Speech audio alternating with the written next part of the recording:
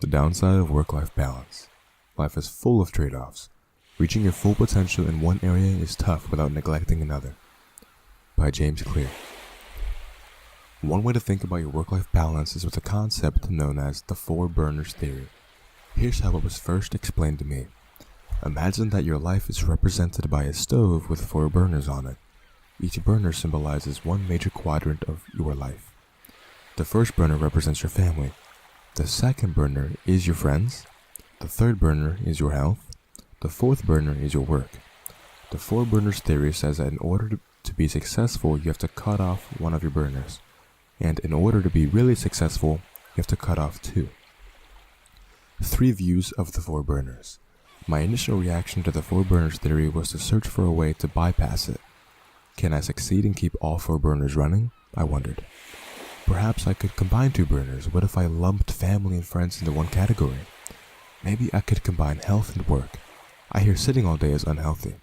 What if I got a standing desk? Now I know what you are thinking. Believing that you will be healthy because you bought a standing desk is like believing you are a rebel because you ignored the fasten seatbelt sign on an airplane. But whatever. Soon I realized I was inventing these workarounds because I didn't want to face the real issue. Life is filled with trade-offs. If you want to excel in your work and in your marriage, then your friends and your health may have to suffer. If you want to be really healthy and succeed as a parent, then you might be forced to dial back your career ambitions, of course. Of course, you are free to divide your time equally among all 4 burners, but you have to accept that you will never reach your full potential in any given area. Essentially, we are forced to choose. Would you rather live a life that is unbalanced, but high-performing in a certain area? Or would you rather live a life that is balanced, but never maximizes your potential in a given quadrant? What is the best way to handle these work-life balance problems? I don't claim to have it figured out, but here are 3 ways of thinking about it. The 4 burners theory. Option 1. Outsource burners.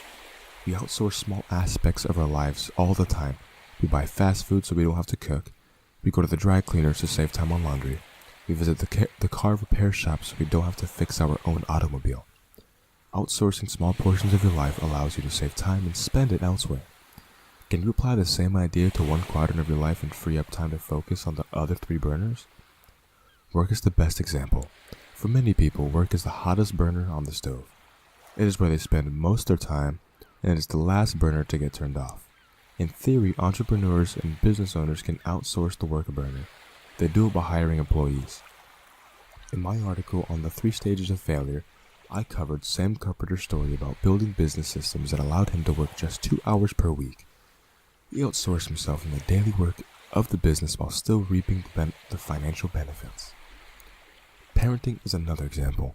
Working parents are often forced to outsource the family burner by dropping their children off at daycare or hiring a babysitter. Calling this outsourcing might seem unfair, but like the work example above, parents are paying someone else to keep the burner running while they use their time elsewhere. The advantage of outsourcing is that you can keep the burner running without spending your time on it. Unfortunately, removing yourself from the equation is also a disadvantage.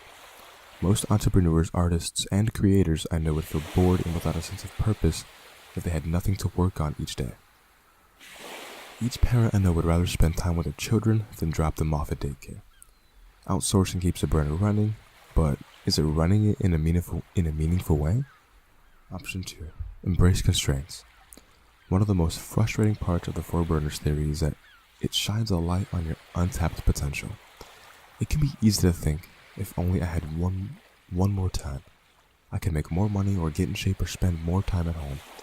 One way to manage this problem is to shift your focus from wishing you had more time to maximizing your time you have. In other words, you embrace your limitations. The question to ask yourself is, assuming a particular set of constraints, how can I be as effective as possible? For example, assuming I can only work from 9 a.m. to 5 p.m., how can I make the most money possible? Assuming I can only write for 15 minutes a day, how can I finish my book as fast as possible? Assuming I can only exercise for 3 hours each week, how can I get in the best shape as possible? This line of questioning pulls your focus towards something positive, getting the most out of what you have available rather than something negative, worrying about never having enough time. Furthermore, well-designed limitations can actually improve your performance and help you stop procrastinating on your goals. Of course, there are disadvantages as well.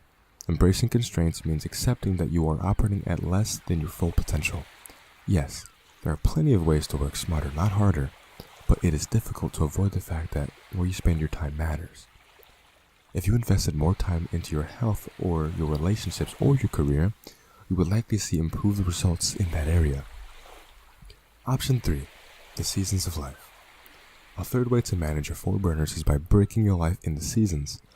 What if instead of searching for perfect work-life balance at all times, you divide your life into seasons that focus on a particular area? The importance of your burners may change throughout life. When you are in your 20s or 30s and you don't have children, it can be easier to get into the gym and chase career ambitions. The health and work burners are on full blast. A few years later, you might start a family and suddenly the health burner dips down to a slow simmer while your family burner gets more gas. Another decade passes and you might revive relationships with old friends or pursue that business idea you had been putting off. You don't have to give up on your dreams forever, but life rarely allows you to keep all 4 burners going at once. Maybe you need to let go of something for this season. You could do it all in a lifetime, but not all at the same damn time. In the words of Nathan Barry, commit to your goal with everything you have for a season. Furthermore, there is often a multiplier effect that occurs when you dedicate yourself fully to a given area. In many cases, you can achieve more by going all in on a given task for a few years than by giving it a lukewarm effect for 50 years. Maybe it is best to strive for seasons of imbalance and rotate through them as needed. For the last 5 years, I have been in my entrepreneurship season. I built a successful business, but it came with costs. I turned to my friend's burner way down and my family burner is only running at half. What season are you in right now? Work-life balance. Which burners have you cut off? The 4 burners theory reveals the truth everyone must deal with. Nobody likes being told they can't have it all, but everyone has constraints on their time and energy. Every choice has a cost. Which burners have you cut off?